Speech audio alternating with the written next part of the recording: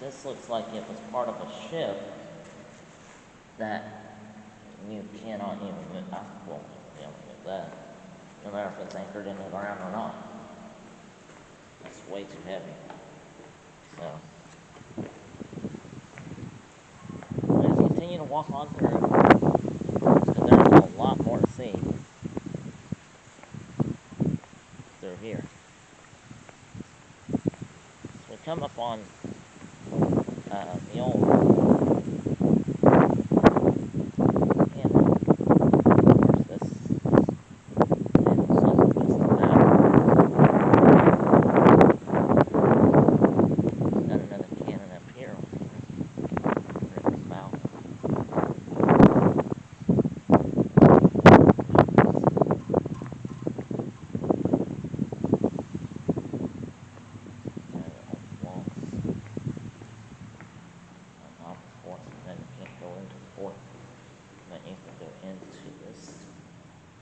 looks like it was just like a bunk room for people to hide out in during the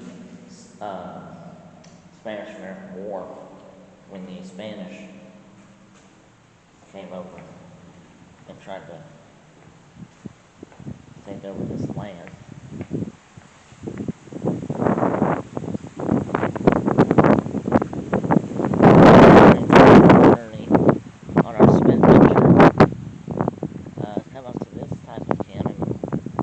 It's like the same description as in what we saw up there earlier.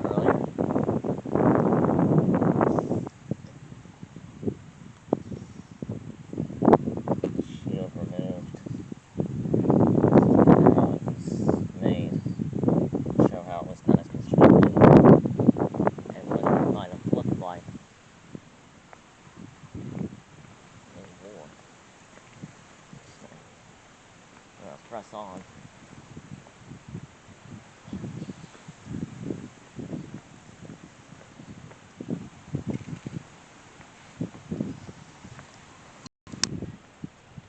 So it turns out we are on top of the fort now, and you can see that it does now have normal beachgoers on a Saturday afternoon, morning, still morning.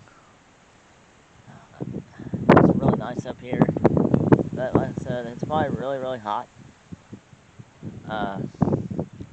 But that's okay, because we're going to go inside here in a few minutes to look at the museum, which will talk probably a lot more of what been the battle took place, and who conquered who, what leaders led to the conquering of the lands, and how how Fort DeSoto was involved in battles, and so on and so forth. Right now, we're just sitting on top of the fort. The fort is actually kind of way off in the coast. It's kind of backed up a little bit. Of course, you can see another island over there, off in the distance. It's there. It's really nice up here.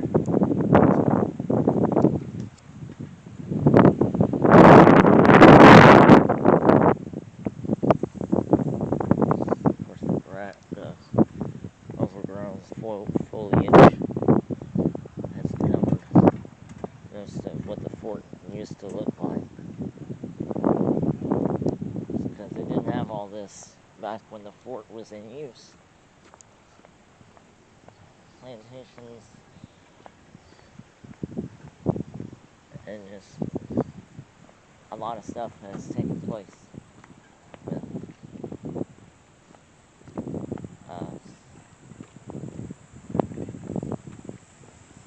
with being in the past, but it's always good to there we go.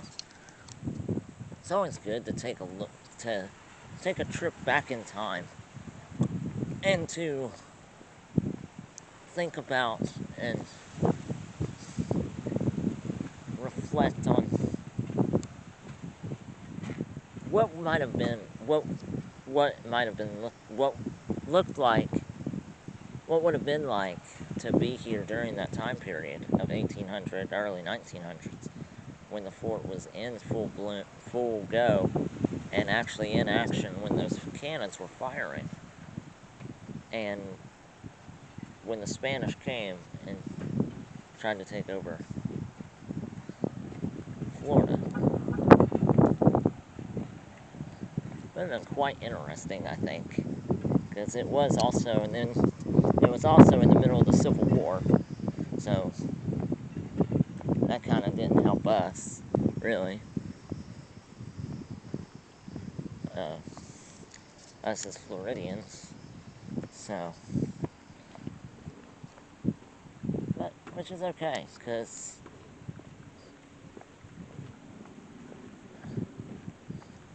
in the end, Florida became a state, and here we are. So, we're going to go ahead and go back through, past the fort, and go through the jail cells, which will be interesting, where they kept prisoners captive during the Spanish-American War, as it was happening here at Fort DeSoto.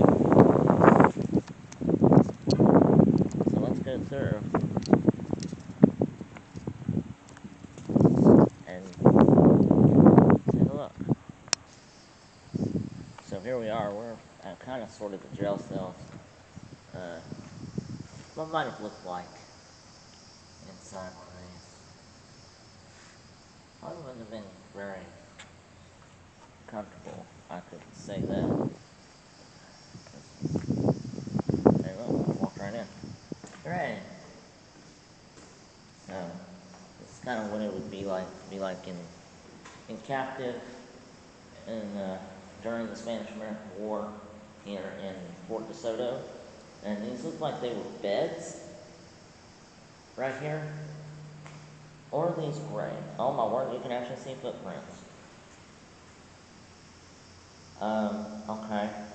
It might have been from the workers, probably, that were constructing this. However, I want to second guess that.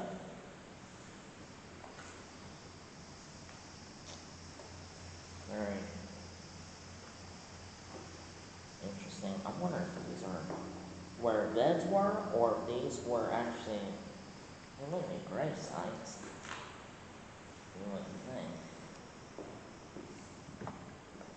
Because these right here look like they would be beds. And I can't imagine during the summers being so hot. I mean, hot, because there's no AC. AC was not invented. And so it was a very,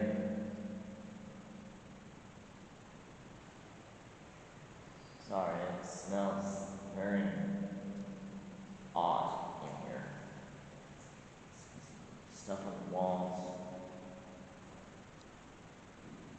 Is there any mark? I'm looking for like markings or anything. Looks like there's some bullets, some small pellets, bullet holes in here. Not really know. So this is like the original wall. This looks like this was covered up by a, not a can. This wouldn't be a can. It never blown home. This was probably some type of musket shot, some type of gun that shot this. That you can see, or anything else. But you can see small holes, or they could be nails too. Yeah, this looks like it was a bullet hole actually.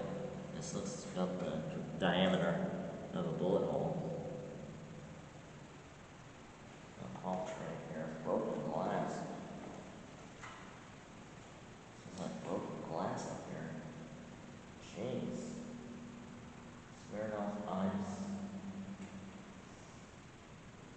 I wonder when this was purchased. I don't want to pick it up.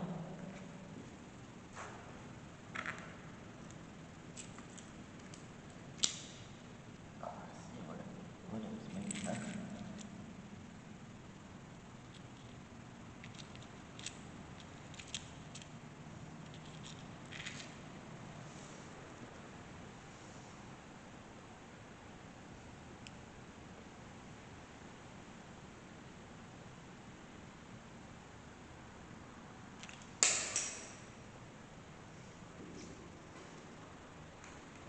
from this decade, or this century, so it's not anything odd.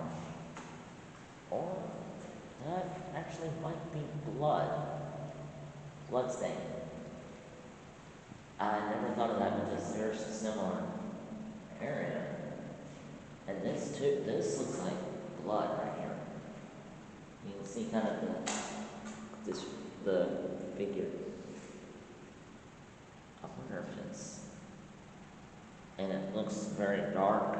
Looks like a reddish color, dark red, like that. Not a crimson, not a scarlet. I don't know. I can't tell. Maybe crimson. Maybe it is scarlet. Scarlet red. You can see a little red spot right here where my finger is. See red here. Some red spots. Looks like some violent action took place in here. Oh, spider over there. And this is the same thing. See, it looks like someone either got shot or banged their head on the wall, or hit their head on the wall and on the head, because it looks like it's from a head wound right here. Some blood dripping down both sides. Very interesting. Ooh. That's a lot of violent stuff took place here at Fort DeSoto. You can see from there.